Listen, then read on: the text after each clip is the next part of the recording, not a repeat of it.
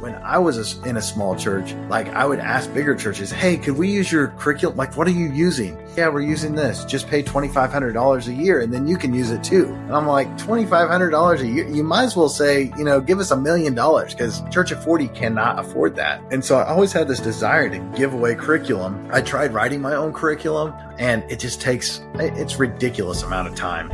And then to write at the quality and have videos at the quality that we needed it, how are we going to do this? It's like a God-sized problem. Hi, my name is Micheal Byrd, and I am a follower of Christ, volunteering full-time for church apps, and love doing all kinds of things, including RVing, hanging out in the wilderness as much as I possibly can, hiking and fishing. This is my Faithly story. Welcome to Faithly Stories, the podcast that brings you inspiring tales from conversations with church leaders as they navigate the peaks and valleys of their faith journeys through their ministry work and everyday life. Join us as we delve into their challenges, moments of encouragement, and answered prayers. The Faithly Stories podcast is brought to you by Faithly, an online community committed to empowering church leaders, pastors, staff, and volunteers. Learn more at faithly.co.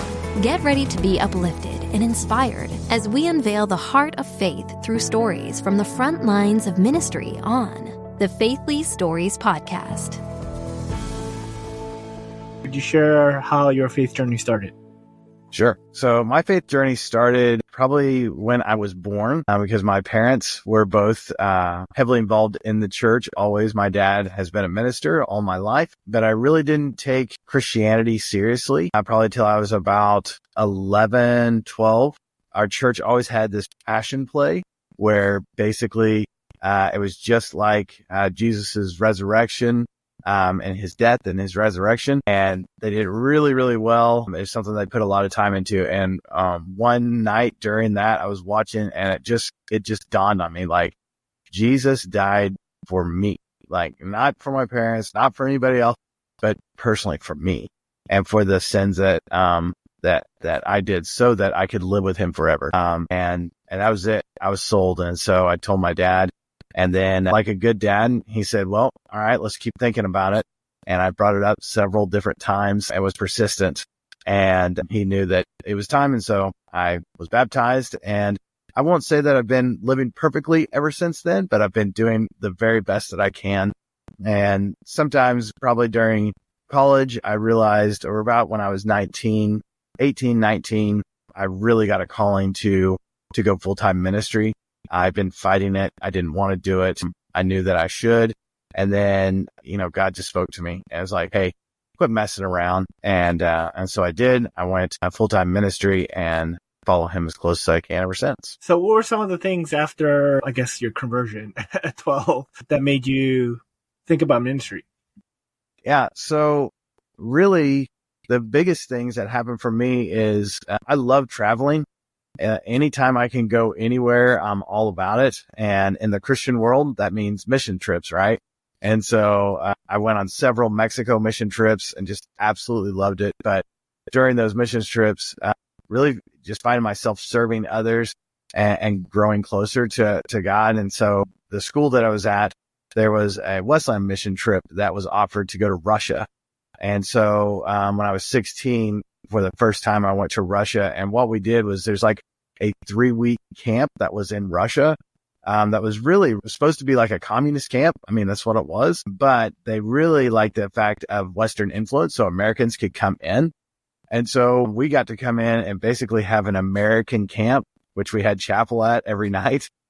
Never calling it Christian camp or anything. But what it was is just hanging out with like 700 Russian kids, all the way from like 4th grade to 18 years old. And here I am, 16, 3 weeks in Russia. Vladimir, Russia is where I was. And I mean, man, it was awesome. It was really cool to be able to talk. In Russia, they want to actually understand, like they have tea all the time. And so we'd sit down and have tea. And then they would ask me about Christ and like, why are you following him? And I really had to dig into my faith right there. And that is what really transformed, I think, a lot of my faith journey. And then the next year I did it again and just absolutely loved it. So that was a big part of just growing in my faith. What are some of the things that you learned during these mission trips? And the reason why I ask is because like a lot of people kind of look down on mission trips, especially short-term ministry, especially with teenagers, because it's kind of like, you know, you go for fun. But there's just so many times I hear stories about like how transformational it was. And so for you, like, what were the benefits that you gained out of those trips, and how did that shape like who you are as a pastor? Yeah, absolutely. So, and this specific, and I don't know if it's like this for everybody, but for me, I really had to rely on God. We're out in the middle of nowhere, Russia. It gets really lonely. And after, 2 weeks of being there, like all you want to do is just go home. And that's not an option. And so, you have to dig into your faith. And, we can grow up like I don't know, maybe you too, like in America, and really hardship is not a thing. Like you just don't face hardship. Like you don't face being hungry. In Russia, I faced being hungry. Like some of the meals there were, I could not eat. And so I was hungry. And so that hardship really made me realize like, I can't rely on myself. I've got to rely on God. And so I would say that's the biggest thing that I learned. And that goes for even the Mexico trips, man. I mean, after a year, I remember we dug a trench, for the septic tank, me and all my friends. I mean, you dig that thing all day long in the Mexican sun, like, man, and that's a real hardship, and you're doing it with each other. And then at night, you're like, hey, we're going to go have a worship service. And then all of a sudden you're like, I feel energized. Like I feel ready to go. And so I would say, does that answer the question? Like hardship made me understand that I have to rely on God. So just a reliance on God. Yeah. No, that's great. Thanks. So like what happened in college that you're just like begrudging and indecisive, and then it kind of pushed forward?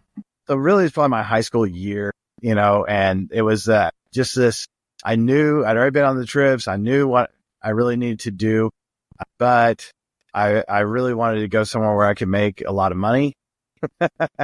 And I was close enough to the ministry to know if I jump into ministry, that is not going to be my life.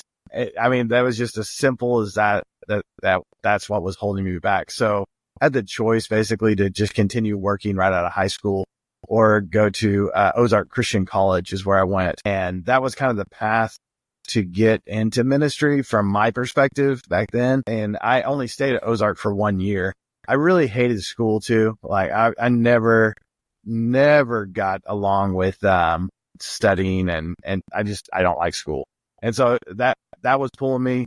But it was in Mexico where I literally felt, I got down on my knees behind a cabin there, and I know that God told me, like, hey, you're going to Ozark, so quit messing around. So I did, and I was there 1 year, and there was a church in South Haven, Mississippi that needed a youth minister intern. So I'm like, awesome, I'll jump and go. It's around Memphis. And so went to Memphis and was there for the summer. And they said, hey, what we really want is you to just stay on. You're doing a great job. Could you stay on? And then go to Mid-South Christian College, which is like a small college, and work at FedEx at nights. That way you can pay for it all. So I'm like, yeah, I only need 4 hours of sleep a night, so I'm good there. And so, you know how you are when you're 19. So that's what I did. I did that for 2 years and just absolutely loved it. It's one of those things where like, I didn't really feel like God, I knew that he wanted me on the path to Ozark. I liked Ozark. It's a great college. I got A's and B's there my first year, which is a tough college, but I didn't feel like that's really where I needed to be. When I was serving in ministry, that's where I felt like, oh man, this is right where God wants me. And you just have a peace about it. So that's kind of where I started, from there, and it wasn't really that much of a big deal. I mean, when God speaks to you, listen. That's what I've been told all my life. And that experience, I don't have it all the time. And it's not like I hear God's voice all the time or feel like I see him like physically all the time. But in that instance, I did. And it scared me enough to say, yeah, this is what I need to do. So is Ozark any relation to the Netflix show Ozark, like in the Great Lakes? No. Okay. Where is Ozark? We're very, very far apart. So Joplin, Missouri is Ozark Christian College. So like a lot of people probably know them by their next level content. If you're on Right Now Media, then they serve all the next level content, which is professors talking about pretty much every book of the Bible. So what were you doing in, what was the church called? The Christview Christian Church in South Haven, Mississippi. Yeah, you were working with children or youth or? Yes. So I was the children slash youth slash anything that needed to be done in the church. Yeah. So there's a senior guy and me. And so, I mean, what I was doing, I don't know. Like, this is my first ministry. I'm like, hey, we got to have a draw for kids. And so youth ministry, obviously I was like, this is going to be awesome.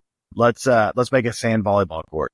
And so I spent some time like finding out there's a guy working down the road and I had him come dig a hole and then I brought sand in. We had a sand volleyball court. We get kids there on Saturday nights and I'd be like, hey, come back on Sundays. They never did. Had a lot of fun. We got into the word some, probably more fun than getting into the word children's ministry. I was literally like, hey, let's read a Bible story and then go outside and play, So sorry, Christview, it wasn't my best when it comes to ministry, but they allowed me to learn, which was really, really cool. And so I was part-time there doing. No, I think that's so important. Like, especially people like you're 19. Like, what do we know at 19?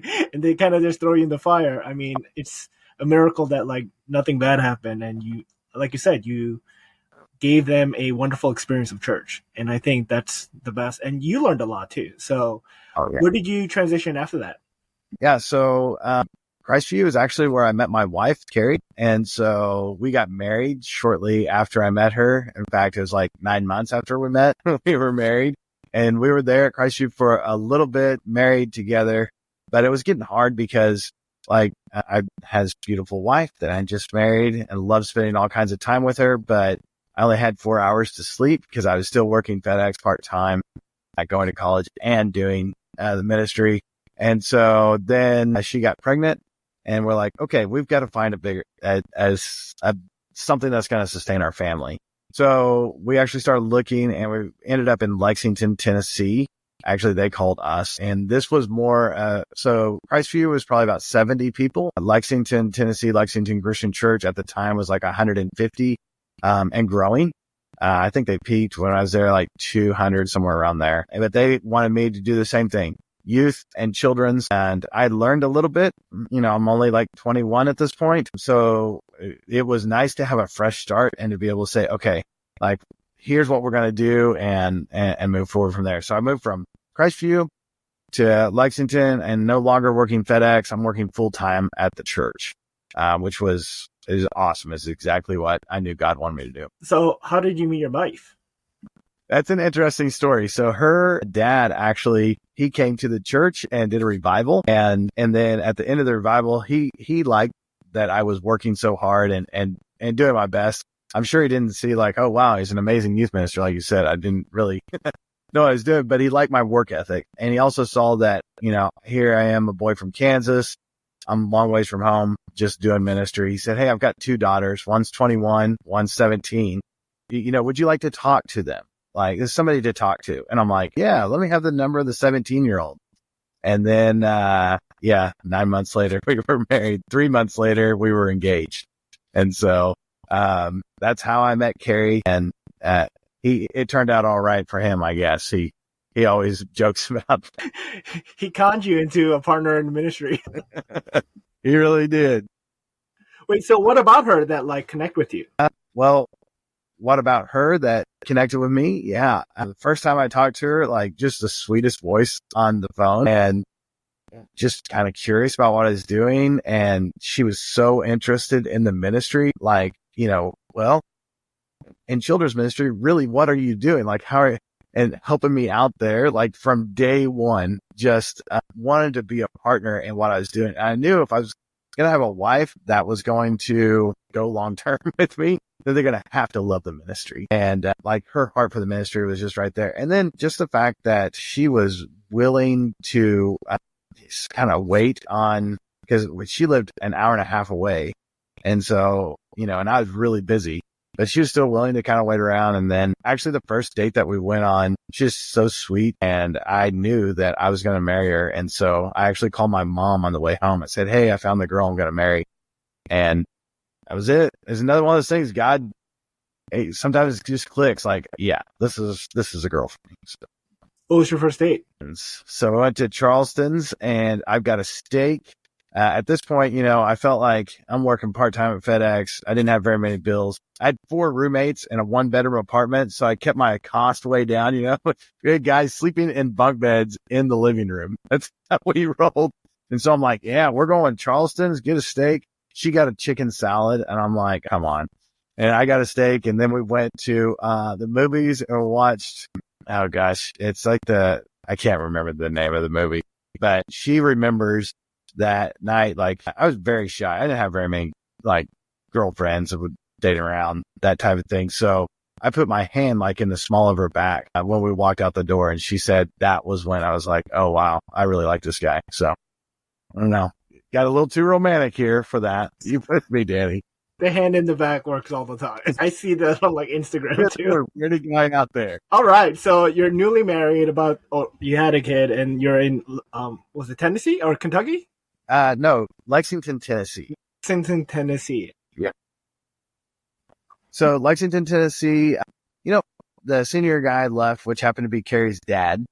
So I ended up working with him, and he left, and then about 2 years later, sometimes when a church hires somebody, they don't really do a background check, and that's bad. And this is where I learned that lesson. And so we hired a guy that was really in a lot of debt, and he just wasn't like he was renting the secretary's house and just never paid any rent. He actually bought my car, but never paid me anything for it. So it was a bad situation. And he also didn't have, his beliefs didn't line up with the way that I believed, from what I could see in the Bible and what the church had traditionally believed. So I went to him and just said, I've got some problems, and he did not respond to those. And so, like the Bible says, I went to other brothers. Brought it up in an elders meeting, and he ended up leaving. And I learned a lesson there, like as soon as he left, like it was a good thing. I thought it was a good move for the church. It was a hard time. It's a hard way to lead through ministry, especially as the youth minister. But then after that happened, kind of the church wanted me to take over senior ministry, and I did not want to do that. So that was rough. And then we didn't have a minister anymore, and some people were mad. And so I ended up just saying, you know what? I don't think this is a good place for me to be right now. And I took a little break. So we had already had John Micheal, and we got pregnant again with Joel. So Joel was in the oven, as they say. And which is a horrible time to say, hey, you know what? I think we're going to have to find another job. And so I kind of left that elders meeting and said, hey guys, I'm done. I didn't know what I was going to do. I started working at a factory and just really praying. And what's interesting is I can say without a doubt that time in my life is when I got closer to God than I've ever been. I was right back in Russia, lonely, nothing. I had to rely on God, didn't have any money, didn't know what I was like. This is a dumb idea. So I'm working at a factory. I remember going out and just like the lunches, I would just pray, God, please help. Whatever I'm supposed to do, just show me what I'm supposed to do. We looked at several churches. Churches wanted us to come in Kentucky. It wasn't right. And we're like, who are we to, beg? Like beggars can't be choosers, right? But I knew at this point, I want a ministry that is going to help my family and also that I'll be able to pour into. And so one ministry wouldn't work, a couple others we looked at. And then we got a call from Glenn Liston in Katy, Texas, at a church of like 750 and growing. And they're like, okay, here's what we need is a children's minister. And I'm like, I'm out, I'm a youth minister. That's who I am. I'm like 24 at this point. And Glenn's like, no, here's the deal. I want you to come down and check out the church. We're going to fly you up. We'll pay for everything. You just come in and check it out. And so we went to this church in Katy, Texas, and really Glenn picked us up at the airport, the senior guy there. It was just like, wow, I can work here. And we actually talked, before we even went, we talked to the youth minister's wife, which is Julie Peterson. And she's, to this day, Julie and Jeremy are best friends. And when we got on the phone, she was from Oklahoma, I grew up in Tyro, Kansas, which is right across the border. So we grew up in the same area. It just clicked. And so we went and checked it out, loved it. Glenn said, don't worry, you're going to be the children's minister only 1 year. And then we're going to hire a junior high minister. And that can be you. And then, I'm like, okay, so moved to Katy, Texas as soon as Joel was born, like a week after he was born. And then, which it was like in July, August, it was so hot. It was ridiculous hot. So we got there and man, I fell in love with children's ministry. And it was probably because his leadership, made me understand that what children's ministry was and how it really fit my gifts. And so first thing he said was like, hey, find the best children's ministry in the United States. And I want you to go to that church and learn how to do that. I'm like, okay. So I started doing research. I ran into Willow Creek at the time. That was the best children's ministry with Sue Miller there. I said, Glenn, I think this is where I need to go. He's like, all right, dude, book the tickets. I've never been in a church where there's like money to book plane tickets. Like, what is this? And so I booked tickets. I went to Chicago. I hung out with their team. In fact, I just got back from a conference and realized David Rosh, that is now Go Curriculum, he was there at the time. And so I just loved the way that they did small group, large group, and like this whole philosophy around like children have to have fun in church or they're not going to learn the word of God. Like it's got to be fun. And I'm like, I love this.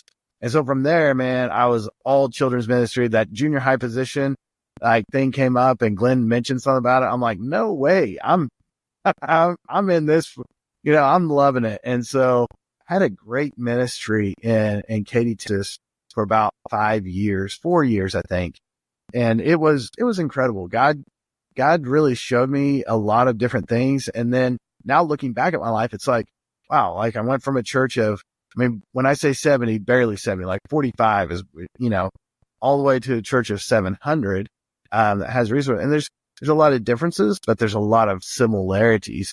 And one thing that's similar is kids are kids and they need Jesus. And so, yeah, that was the next step in hot Houston, Texas. That's where we ended up from Lexington. I think your father-in-law picked a good one for his daughter because I admire your willingness not to sacrifice your family's well-being for the sake of the call, because I see a lot of that happening of like, oh, if we just struggle here and there, but like, I think like what you're experiencing with that church in Houston is a good thing. Like you need this mutual benefit of each other.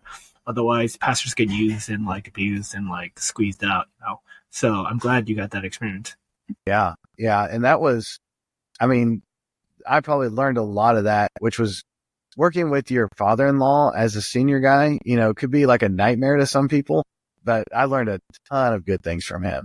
And that was probably more his influence and slow down. I know that you're 24, 25, but slow down and really think like if my family was here, how could what does it look like? And so, yeah. Yeah.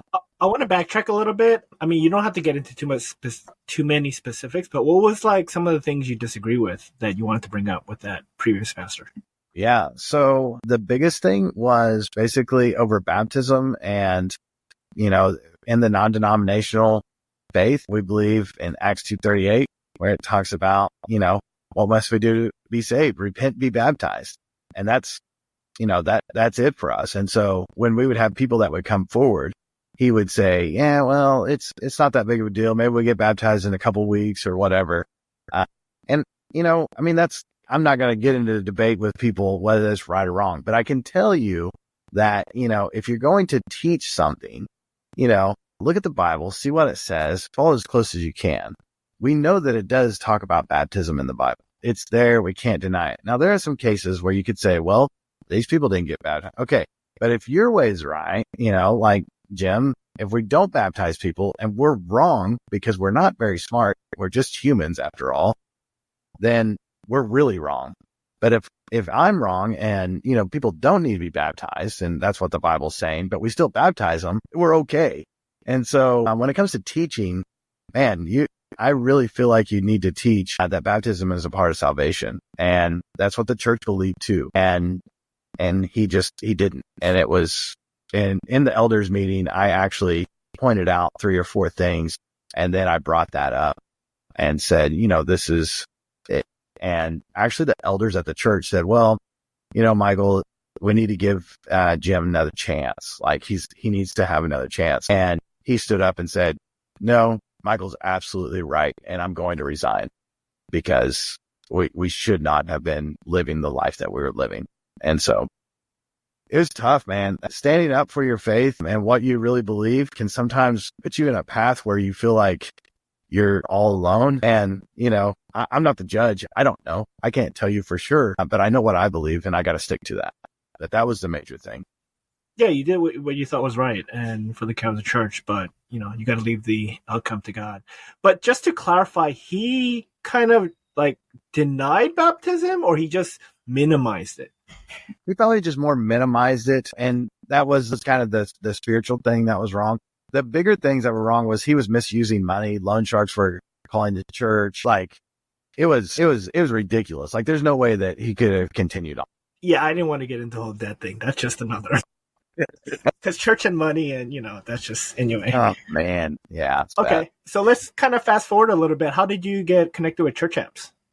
Yeah, so after Katy in Houston, I actually there's a new guy that came in, and there's a lot of things that we just weren't really seeing eye to eye on the way that the ministry should go. And nothing real big, but it was like, I think it's time for us to move again. And thank goodness that I have a awesome wife and family, because she was like, all right, if God's calling us to move, then we need to move. And so we kind of put it out there that we were looking, and Cedar Ridge Christian Church, which is now called Ridge Christian, and Broken Arrow, Oklahoma, called us and said, hey, we need a children's minister, and we think that you're the right guy for the job. We're kind of a unique campus because we have 700 at the main campus, but then we have a multi-site situation where we have a campus in Sepulpa, Oklahoma.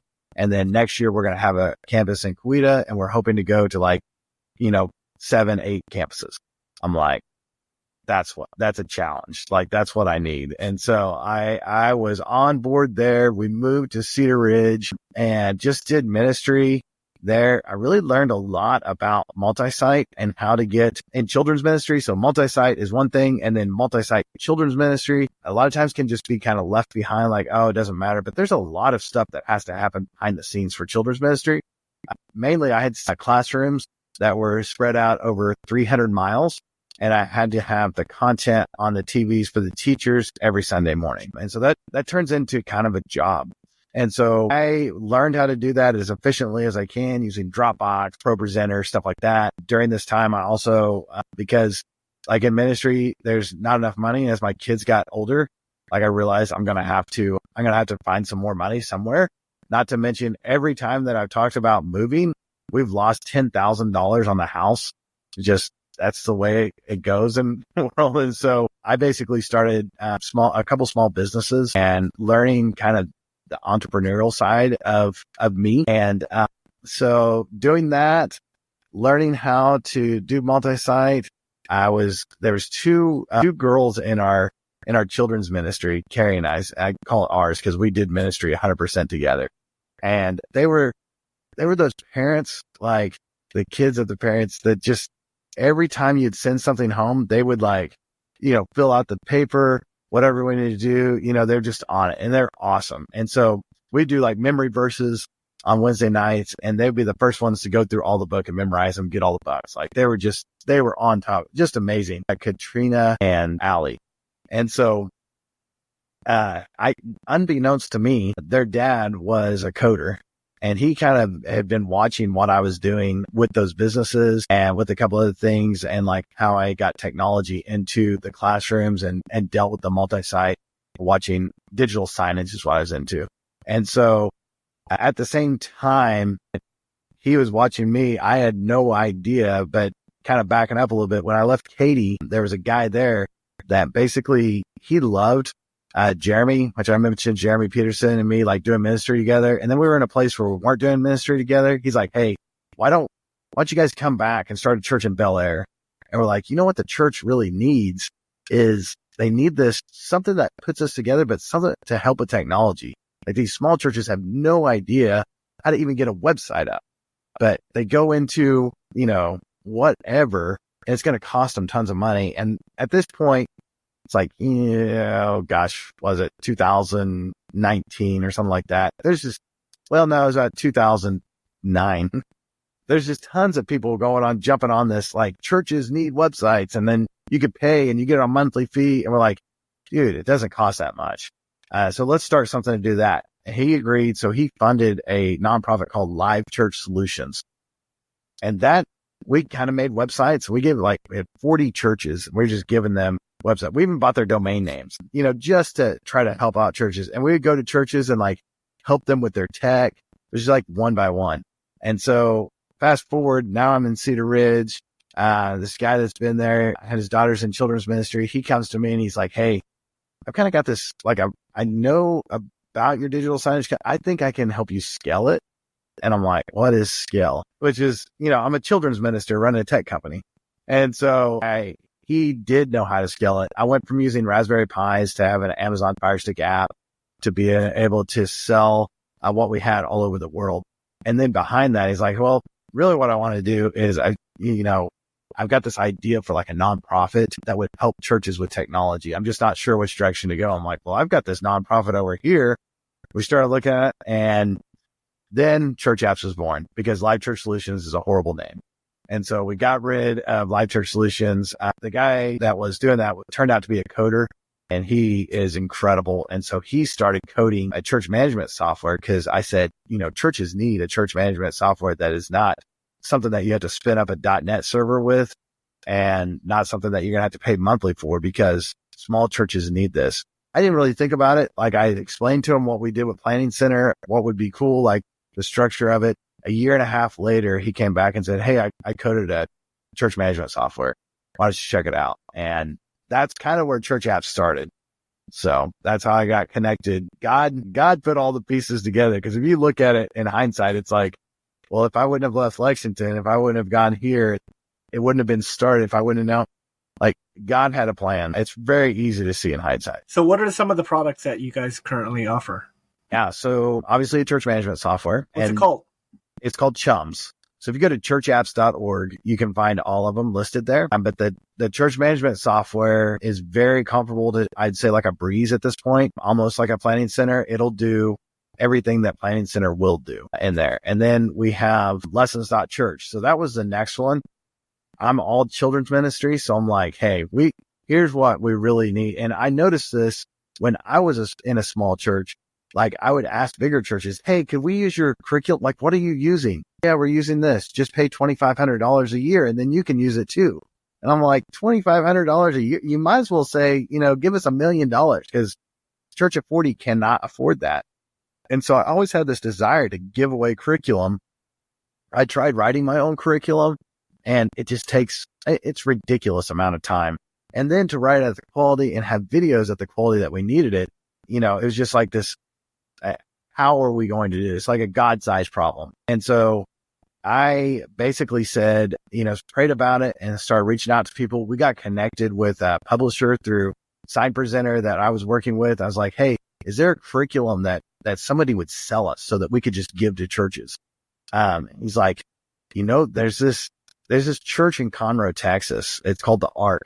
And they've been working for 10 years on this curriculum, and it's pretty good. I think you should go talk to them. So we did.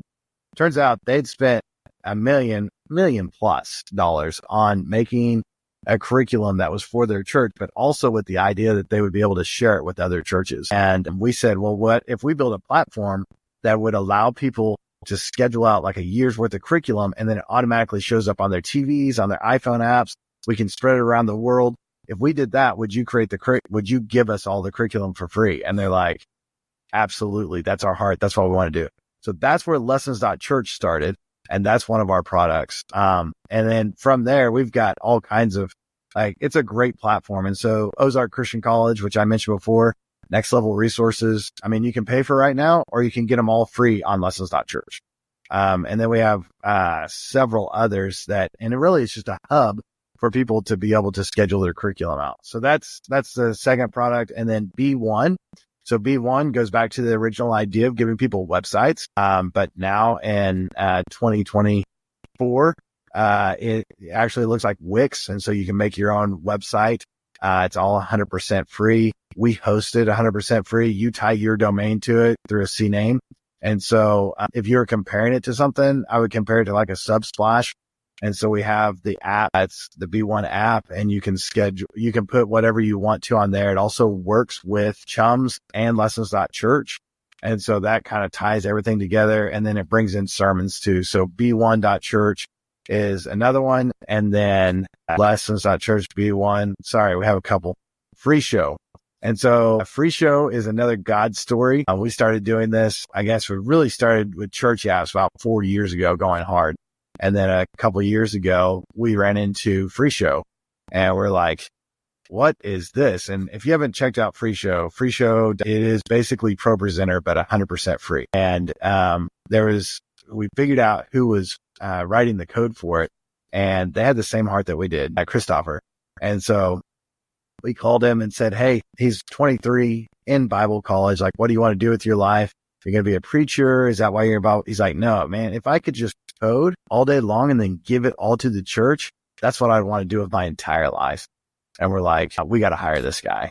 And so we did. And so he came onto the team, and he is in Norway. He codes every day. And as part of that, basically Free Show became part of the Church Apps family. And so we've taken it and helped him develop that even more. And so, yeah, I think those are all the apps. So what is your hope for, let's just say you get super famous and successful? Like, what is the dream? Yeah, not to be super famous and successful. We want to make God and Jesus super famous and successful. And the way that we feel like we can do that is through open source software. So to date, there is some open source software that's for the church. I'm thinking of Rock RSM, I think is what it's called. It's probably the biggest one. It's a church management software, but you have to spin up a .NET server. It's great guys, a great team working behind that, but the average church of 40 can't do it. And so we really feel like, Acts 4, it talks about all the churches when they had, all their needs, they came together, and we feel like we can do that in the digital space. And so that's our hope, is not that, that we'll be famous for this. We are putting this out for the church. In fact, if you go to GitHub, you can download and use 100% of our code. It is truly open source. And so our hope is that, by 2030, we're saving the church over $4 million every year, so that money can go back into ministry. This year so far, we've saved the church around 180,000. Since 2 years ago, 287,000, something like that. We're trying to double that every year to get us to that goal. And then beyond there. So, I mean, just think of all the ministry that could be done and could be done more efficiently. If the church of 40 has the same tools as the church of 10,000. And that's right now, it's completely possible. In fact, I would say that lessons.church will hold up to anything that any big church anywhere has. Like, it's the top. And so if you're a church of 40, then you're able to use the best of the best. And so not that we want to continue doing all this, and it's happening. That's what's really cool about this, is we started it, but now we talk to people all over the world, all over the globe, that are contributing to our code. I mean, it's open source. That's how open source works. And we just feel like that's what God would want. And so that's what we're trying to do. I like your shirt. Ministry is hard. We make it easier. And also for the audience, Micheal does a weekly demo on Faithly. Yeah, to show the product. So let me ask you the last two questions. What are you hoping for at Faithly? What am I hoping for out of Faithly? Yeah, so Faithly is really cool because it connects all the church leaders together. So I hope that Faithly grows to get every church leader there. That's the spot where they go. Because from there, we can help network out and show people that these are the products we have. So we feel like church apps and Faithly work really good together. And so our hopes in Faithly is that people will see what we're doing, understand it, be able to jump on. Right now we're offering tutorials through lessons.church. We haven't had a lot of people doing them, but we want more. And so hopefully more people will do those. And then we're going to open it up to Chums, to Free Show, all of our apps, so that Faithly is kind of like a learning hub for everybody that wants to learn more about this open source software and utilize it in their churches and save money in their churches. And how can we be praying for you? Yeah. So pray as we grow. We're it needs more and more and more and more, which is great. And so like we get feedback all the time. Hey, if I had a video for this, if I had this, and we're trying to do that. So we need more volunteers. We need more prayer warriors. We need more money. That's always a thing. And so I pray that God provides that so that we're able to continue to grow and make this a reality. Thanks, Michael. This was fun. Yeah, thank you. All right, this is for the podcast. Bye, guys. Thank you for tuning in to the Faithly Stories podcast. We pray this episode gave you the encouragement you needed to continue on your journey. The Faithly Stories podcast is brought to you by Faithly, an online community committed to empowering church leaders, pastors, staff, and volunteers. The Faithly digital platform offers innovative and practical tools and resources to enhance connection, foster collaboration, and promote growth within the church and ministry space. Remember to subscribe, rate, and review our podcast to help reach more listeners like you. Stay tuned for more uplifting tales from the front lines of ministry on the Faithly podcast. Stay bold, stay faithful, and never underestimate the power of your own story.